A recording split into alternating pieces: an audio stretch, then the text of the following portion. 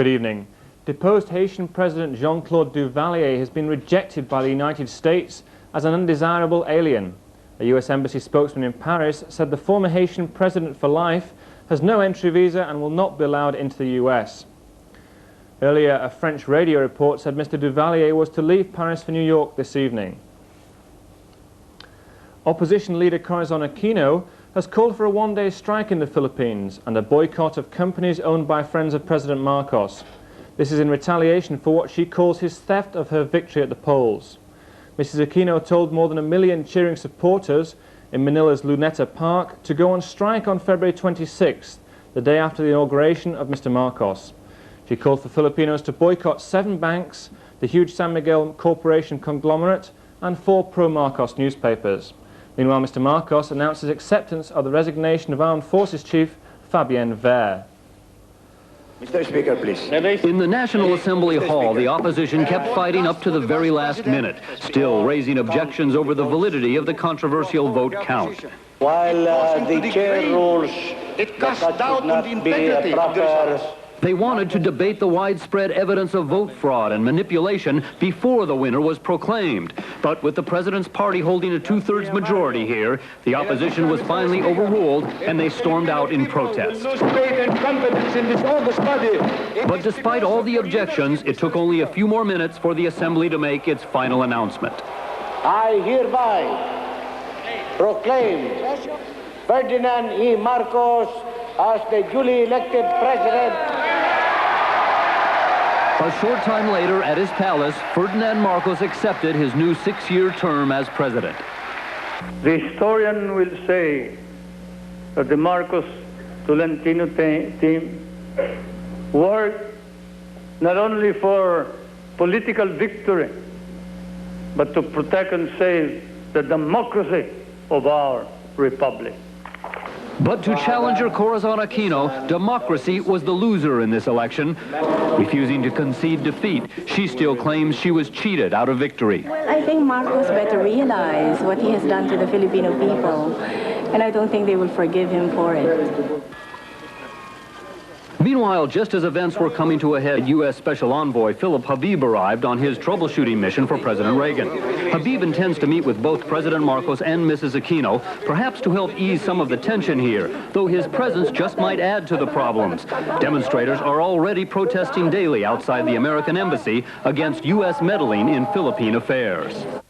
And in the Vatican, the Pope prayed that tensions in the Philippines would ease and Filipinos would follow the peaceful and just road without violence in any part. The Vatican earlier expressed its confidence in Roman Catholic bishops in the country, who charged that the elections were fraudulent and called for a non-violent struggle for justice. Meanwhile, President Reagan has said that the fraud and violence in the election was largely caused by supporters of Mr. Marcos. As he headed back to Washington from his California ranch, President Reagan said he had nothing to add to the tough assessment he'd issued a few hours earlier on the Philippine elections. The statement said it has already become evident, sadly, that the elections were marred by widespread fraud and violence, perpetrated largely by the ruling party. Senator Richard Lugar, who headed the observation team on the elections, echoed the president's conclusions. And I think we have to work closely with the Filipino people to back things they want to do, as opposed to trying to impose solutions of our own that will not work from afar. South Korean authorities have raided 2 more offices of dissident groups in a crackdown on opposition demands for political reforms. The main targets were the dissident pair of Kim Young-sam and Kim Dae-jung. 3 days ago, more than 1,000 riot police were called in to surround Kim Dae-jung's home, placing him under house arrest and isolating him from his supporters. No one has been allowed to leave or enter the building since the arrest. One foreign correspondent who tried to reach the dissident leader was turned away. At first, the supporters jostled quietly with the 5-man deep police barricade. Then scuffles broke out as they forced in vain to break through. Police made 16 arrests amid allegations from supporters that they were punched and kicked to the ground. Opposition leaders and their supporters have vowed to continue with their campaign to collect 10 million signatures on a petition for electoral reform. The government says the campaign is illegal under the South Korean constitution and have warned Kim's fellow dissidents that anyone collecting signatures face jail terms of up to 7 years.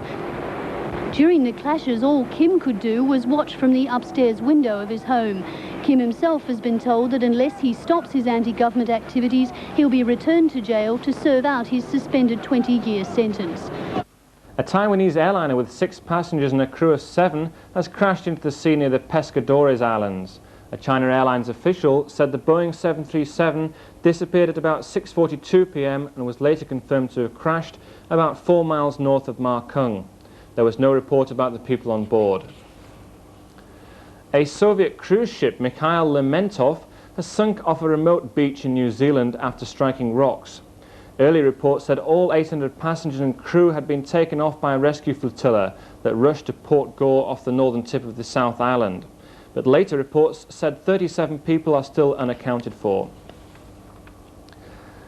There was a light turnout in early balloting as Portugal's voters went to the polls once more for the runoff election between former Prime Minister Mário Soares and Christian Democrat Diogo Freitas do Amaral.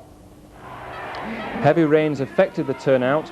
A low turnout could favour Mr. Soares, who has been portraying himself as a moderate, experienced leader.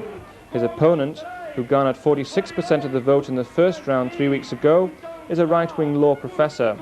The first reliable voting trends are expected early tomorrow, Hong Kong time.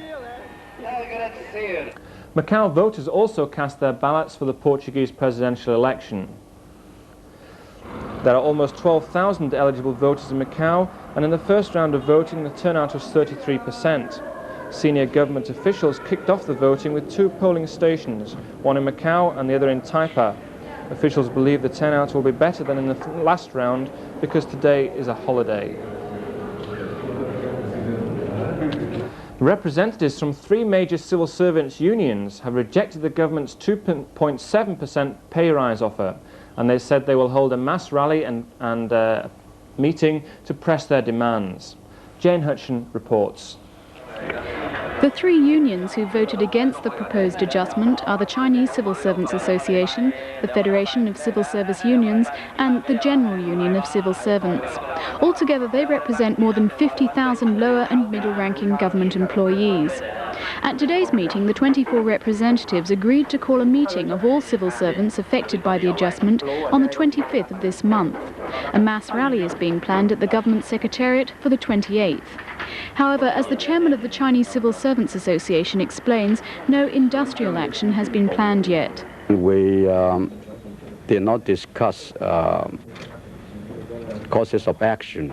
It appears now that the militant unions are rallying together in a last-ditch effort to get their 6.4% increase.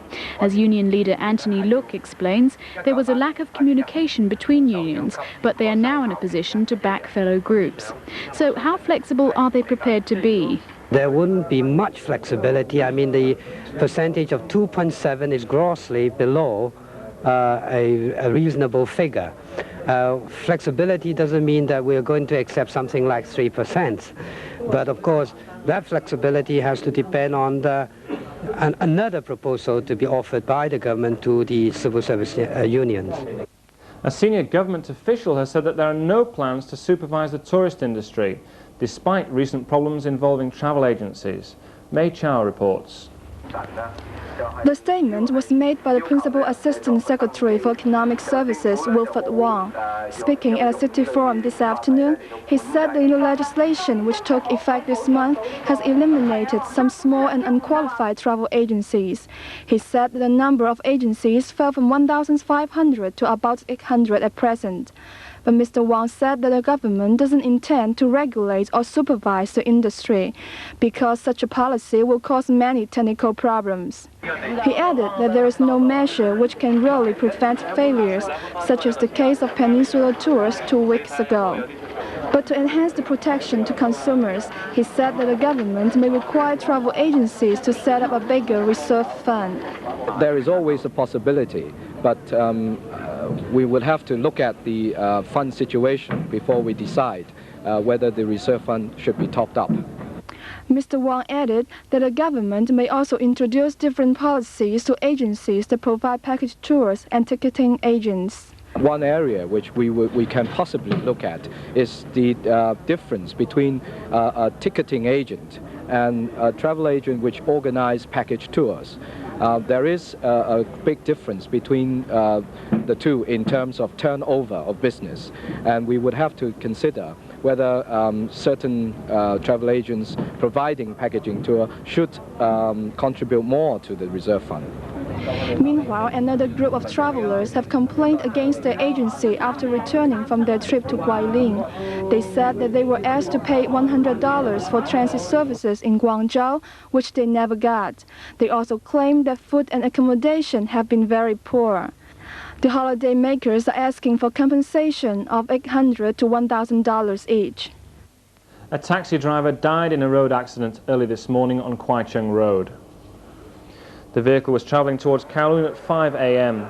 Near Princess Margaret Hospital, it hit a concrete road divider and then the base of a road sign. Firemen arrived to cut the man free, but he was certified dead on arrival at hospital. There were no passengers in the taxi. More than 60 people have been arrested following a clash in London between pickets and police. The pickets were trying to stop the delivery of newspapers printed by media baron Rupert Murdoch.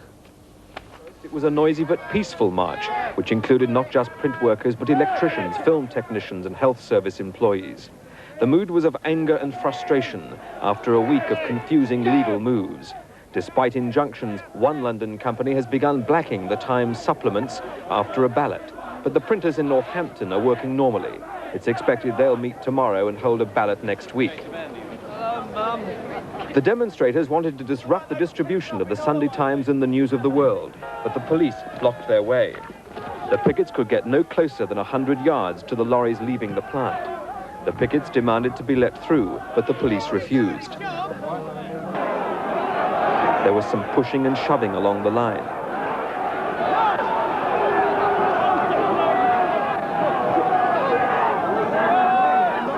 Eventually, the pickets broke through the police cordon. There were scuffles. With the help of horses, the police regrouped. And finally, the weather. I'm afraid tomorrow will again be cloudy with occasional rain. The maximum temperature will be around 16 degrees.